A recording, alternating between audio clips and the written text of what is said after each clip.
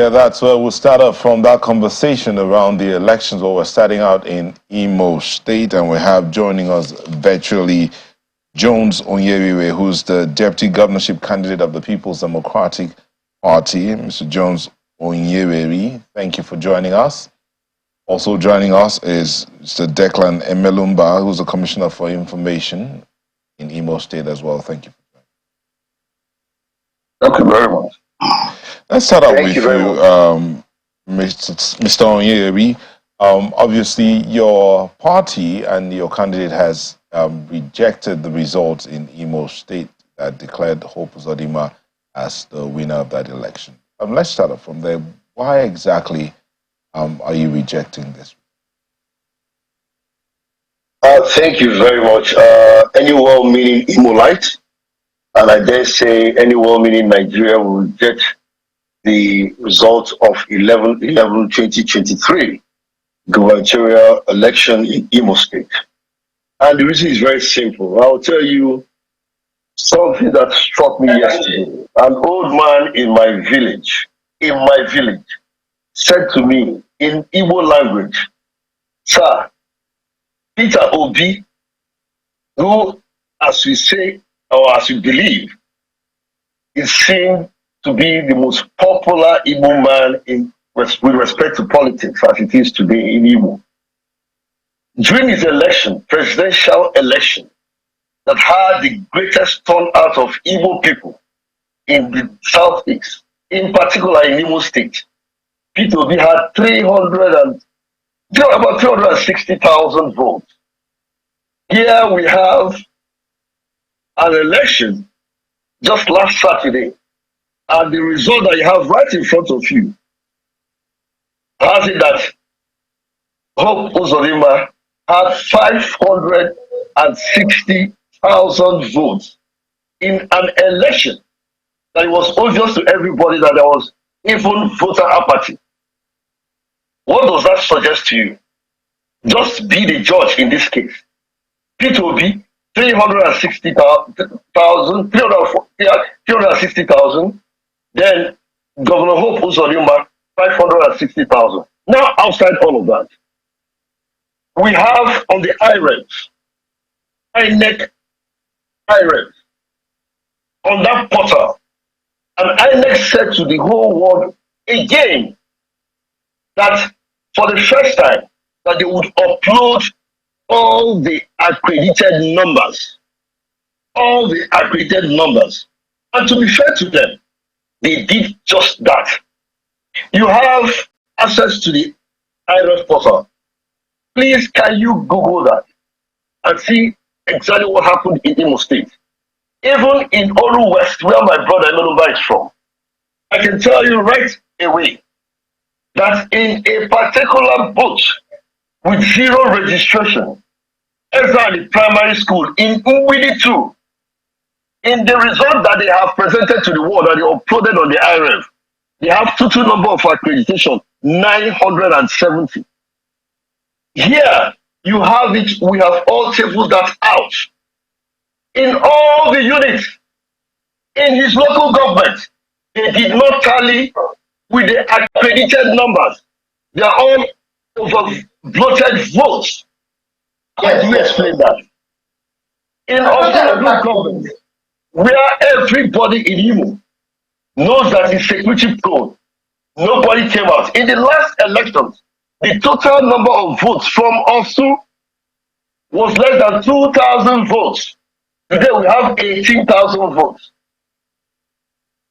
Now in Okigwe, which is a small local government, less than Isialambano, less than all the local governments in Nibise, Okigwe now has the highest number of votes cast. In Imo State, 55,000 votes. How do you explain that? Well, you know my word, to be honest with you. I really don't have a problem with any of them. The challenge that I have is with INEC has a national situation room. The national chairman was watching this. He saw 0 accreditation. He saw it. He saw overbloated votes. He saw it. Why would he allow them to continue collecting? Even when our agent said no, This is morally wrong. This is very wrong. Let your conscience judge you. And yet they continue. But the good news is that the Act allows INEC a 7-day review. We have petitioned INEC, and I hope they will review this and tell the whole world that they are sorry for allowing this to happen. But Mr. Henry, if I may come in here, did your agent sign these results at the various polling units? That is what is interesting. They snatched all the ballot boxes in most of the places. It's a well-known fact in Imo State. Okay, so the areas you called for, 1 second please. Sorry. The areas you called, for instance, you mentioned Ngbidi, Osu, and Okigwe, for instance. Did your agents in these 3 areas sign the result sheets? No, they didn't. Obviously, they won't sign it because they chased all of them out. They wouldn't sign it. How would they sign it? And I'll tell you something. There was one that they got somebody. Now, look at this. I hope you can see it. A presiding officer wrote, and INEC allowed this, somewhere in Union Primary School, in Amatu Community Ward, in Amiwo 3, in Wangele local government. The man wrote, I am Ezekiel Victor. We were forced to sign these results. We were forced to sign these results. And then he said, Divas can attest. He wrote it. We were forced to sign these results. He wrote his name. It's ridiculous. It's a big sham. And I pray INEC will redeem their image as it were. I really don't blame any of them. My challenge is with INEC because they are the umpire. All right, let's bring in Mr. Emelumba. Mr. Emelumba, you've heard Mr. Henry talk about the results as they are yesterday. He mentioned some areas, and then the last one he talked about Ngbidi, Osu, and Okigwe, and he talked about the fact that there were obvious cases of overvoting. But hey, your candidate has been declared winner of these elections. Well, how do you react to this? Well, thank you very much for having me. First of all, I must say that my very good brother and friend, Jones, seems to be talking like somebody who just came back from somewhere after the elections. He doesn't seem to have his facts well, but if he had been in Imo, he would have seen the signs all clearly written. His party, PDP, when the governorship candidate, Senator Samaya, emerged, almost the entire executive, state executive of the party, left in anger because they said the man cannot be their governorship candidate. That is a violent man, he's not a good man. They deserted him, and the desertion continued in droves. They were leaving the party, so the party was embroiled in internal crisis, almost the one that was not manageable. And they went in, even on the eve of election, people were still leaving the party. And so I don't know where he expected Mr. Melumba, if I may just come in here, Mr. Melumba, are you implying that the overvoting is caused by the internal party crisis? I'm coming. Just allow me to lay my foundation. I'm coming. And then he's talking about overvoting and so on. So I said that internal crisis affected the party. He knows that. Now, before the election, you are witness, almost all the stakeholders in Imo State endorsed the governor. The trade unions, and National Union of Pensioners, teachers, workers, students, youths, women, even Okada drivers, and so traders. Now, if you talk about P2B having scored and then governor having scored more, the elections are different.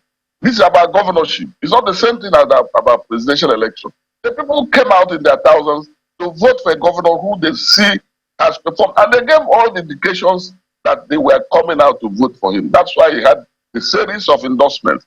And then if you are talking, he said, he mentioned something like in Ngbidi Ward 2, there's a polling booth that had 0 registration. Now, that is very, very embarrassing because, I don't know where he's getting his facts from.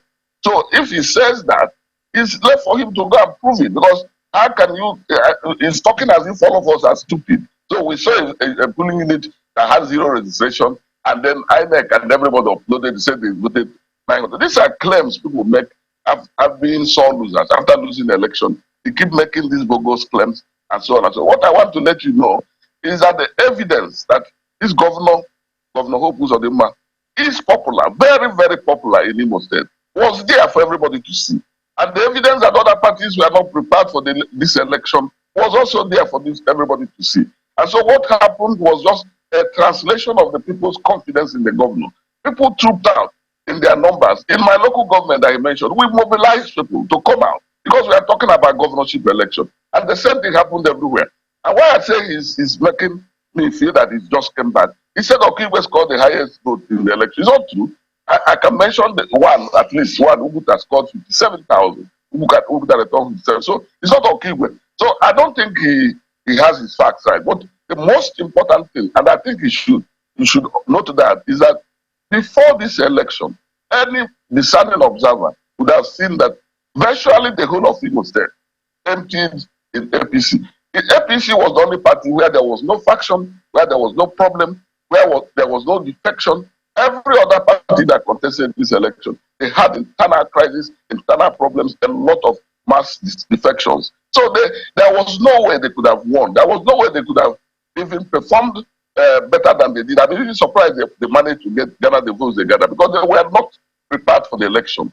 They were not prepared. They didn't campaign. People were leaving them. So our people came out in their numbers to vote for this governor, who has also done well for them, who has shown them that he is determined to make life better for them. Is he the road infrastructure? Mr. Declan, sorry, beg your pardon, yeah. Mr. Mumba, let me quickly just, interrupt your thoughts a bit. You are staunchly defending the numbers that we've seen the APC record, and I think that just to impress it home on our viewers, it might be very helpful to put up those figures as I reel them out. The APC was said to have scored 540,308. The runners-up, the PDP, scored 71,503, not even up to 100,000.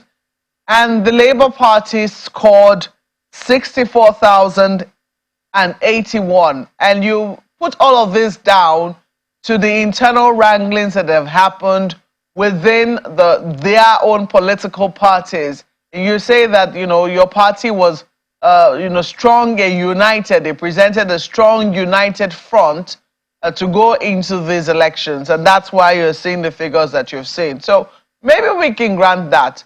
But then the processes, yeah, that's the slide right there for our viewers, those who have missed the declaration of results as done by INEC. 540,308 was the number that the APC accrued to return Hope Uzodimma as governor of Imo State. But what I want to take you up on are the processes. Prior to these elections, there were fears around insecurity. There was a protest by the NLC, shut down in Imo State. In fact, in some places, you understand that the NLC asked them not to go to work. We saw a protest even here in Abuja, which made it very difficult for people to be able to go to Imo, your state. Even other states were even affected as a result of that particular protest. We also saw on election day the complaints that have trailed these elections. The non-usage of beavers. At the same time, results were declared. Were there any polling units where the APC had any problems with how INEC conducted the elections? Well, honestly, we have commended INEC for holding a peaceful, free and fair elections. As far as APC is concerned, the election was free and fair, and INEC did a very commendable job. And I must say that if there is anywhere where we complain, well, I don't have that fact, but all I know is that, generally speaking, we are happy and impressed with the way INEC conducted the election. Remember that before the election, there was this fear that it was going to be fierce and violent and so on. But you can see that among the three states, I think Imo State was about the most peaceful election that was conducted by INEC. And when you are talking about NLC and so on and so forth, people came back, even with the closure of our airport, Imo Airport. People still came back. There are very close airports, Asaba, Oka, Ebonyi, even Port Harcourt. So people came back. And the question that should really be addressed is, in spite of that, the workers before them, we have always said that the workers were the governor, they endorsed him, and all of them came out to vote for the governor. So the NLC thing had no effect whatsoever. But I think the most important point I want to make here is that this election, based on the number of endorsements the governor had from stakeholders, the election was clear to any discerning mind that he was going to win overwhelmingly. And the number he's talking about, I'm happy you corrected him, even the number he mentioned that the governor was declared with, is not correct. So I don't think he has his facts correct. But that number is evidence of the massive support and confidence of the people in this administration. And they have always said it, they have never had it so good. So they had opportunity to express it, and they did. And if there are irregularities, as he's claiming, even from what he mentioned, if that is the only thing he has, we are talking about substantial compliance. So is that enough for him to say election should be cancelled? This, of course, is not enough. At any rate, these are issues that will be determined by the relevant authorities. It's not enough that because you lost the election, you complain, you say in this ward there was this, in this place, then you say election. Just be a gentleman, accept that you were not prepared for the election. And you lost. And that's the consequence of not being prepared, the consequence of going into battle factionalized, and the consequence of going into a battle divided. That is the truth of the matter. He wants us to accept that in all of the polling units where elections were conducted in Imo State, you did not have any complaints whatsoever in terms of how INEC conducted itself. Like I said, I don't have that information. To the best of my assessment, remember that on that day I was in my local government. I didn't have the opportunity to go around. But to the best of my assessment, I'm not aware of any.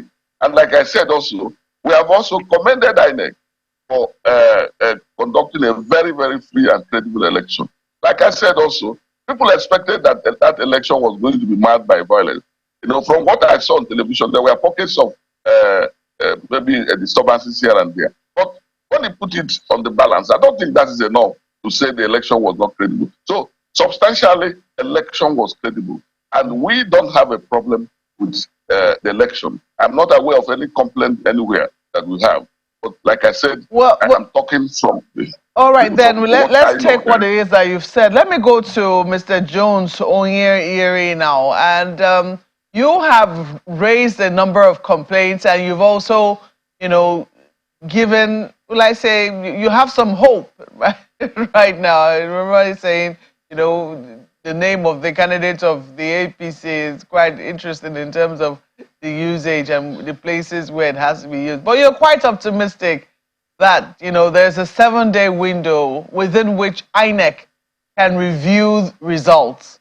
How are you hoping to prove your case? Because he has also mentioned that Mr. Milumba has mentioned, substantial compliance. He believes that this election substantially complied with how the law wanted it, to go, what the law requires. So how widespread would you say the malfeasance that you noticed is that you're hoping that INEC will have a review that will be in your favor?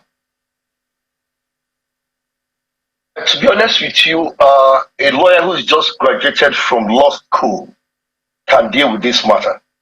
Because the facts are there. INEC has in front of them. They own that portal. They own that IREP. The facts are there. Their created numbers are there. The numbers that they gave to themselves are also clearly written there, uploaded. Now, let me give you, because I stick to facts. I'm not here to just argue. Now, in Ubulu Ward, Maogbe, Ama Eweron Square, 0 accreditation. They gave themselves 400. In Onyebuluwa Square, 3 numbers. 3 people came out, accreditation. They gave themselves 600. In Comprehensive Secondary School, Ubulu, 1 person, they gave themselves 323. In Comprehensive Secondary School, Ubulu, 2, 1 person, they gave themselves 380. This is how it is in all the local government. I'm only speaking to this. because my brother is from this local government. So I want to interrogate him in his own local government. I can read out all the local governments. And this thing, as we speak, you have it in front of you, man. Just Google for Nigerians to see. Just spend 1 minute and Google and see these facts. Stick to facts. Don't argue. These are facts for people to see. Nigerians have seen this. It's embarrassing for anyone. So I believe, so I said, you don't need a senior advocate of Nigeria to deal with this. INEC should review this and tell the world that they are sorry. This can't be accepted. No well-meaning Nigeria can accept this result. It is embarrassing. Do you have all the forms ECHA from all of the polling units in Imo State? Yeah, that is the interesting thing, in Imo, interesting things happen. You need to have seen it was like a war zone. Let me also tell you this. When we had an interactive session with the Inspector General of Police, and I said to him, sir, in the last House of Assembly election, that the government was using APC armored personnel carrier to move from unit to unit, that he should explain to us, by their rules of engagement, are they allowed to move from unit to unit with armored personnel carriers? And he said that shouldn't be the proper thing unless there are very grave security challenges. And I said, sir, please let them not use it, because that one scares away the voters. Then secondly, they use it to intimidate opposition parties, and they use it to rig elections. And he said he will deal with it. Now, to my greatest surprise, I'm not even talking about other units because the video recordings are there. This same armored personnel carrier is gone viral. So I'm not, I speak to facts. Came to my house, not any other person. The deputy gubernatorial candidate blocked my gate. I had to call the AIG, a nice man. He said, I am under threat because they were shooting sporadically. Please let this armored personnel carrier leave my gate now. And to be honest with the man, because I need to say the truth to the world, he responded. Because I'm sorry he called. In less than 10 minutes, they left. So I would have just lost my life. Personnel carrier. It's recorded, it went viral. So I stick to facts. I'm not here to argue with anybody. What everyone should tell the world, what I have said about the zero accreditation, about one number, let him hear it with him. Let him tell the world whether it is true or not. Mr. You haven't quite answered my question. The question I asked you is about how widespread it was. I haven't talked about the incidences itself. I mean, he says he doesn't have the figures if it happened. I mean, he wasn't allowed to leave his own polling units, etc., etc. But I'm saying how widespread, because these results were declared yesterday morning. I would imagine that by now, with the evidence that you have on the IREV and also the result sheets that you have from your agents, you should be able to say by now, and I'm sure that's what your optimism is based on, that of the how many polling units that were in Imo where elections were conducted, or that are in Imo where elections were conducted, over half of them experienced this particular problem we're talking about, where BVAS was not used and figures were declared. And in such a circumstance, INEC has indeed said that where there is a clear case of the number of people who were said to have voted being more than those who were accredited, they're going to cancel the elections in those places. So if you know that, look, in over half of the polling units, this was a situation that transpired in Imo State, you are optimistic that there will be a cancellation. But you haven't quite provided those figures. What you're giving us are anecdotes. No, I have, but you remember I said I wanted to just interrogate that of his local government. We have it for all the local governments as we speak. We've gotten well over 600 and something of them. They are all there. I mean, it's not, and I'm happy you said so, that INEC promised, and that's why we're asking for a review. INEC promised us once there's a clear case of overvoting. And I said to you that they are there seated in their national situation room. So they have all these facts. And that was why I repeat myself that even a lawyer who has just graduated from law school can deal with this matter. Because the facts are there. I mean, it's on their IREV. You don't even need anybody to do that. You can even see it for yourself. So we have it. And that's why I said I only interrogated his local government. We have all the local governments, and I can show it to you. We have all of them, all the local governments. We've all done all our tabulations. I've written our petition, and we're going to also attach all this to them so they know. I answered it perfectly well.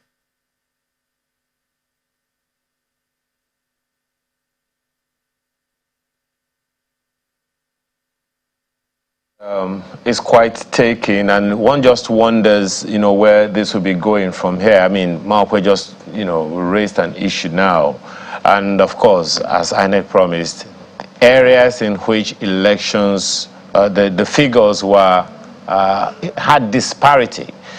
Even at the collation centers, they were declared cancelled. Should those be the areas? Okay, let me actually just ask it that way.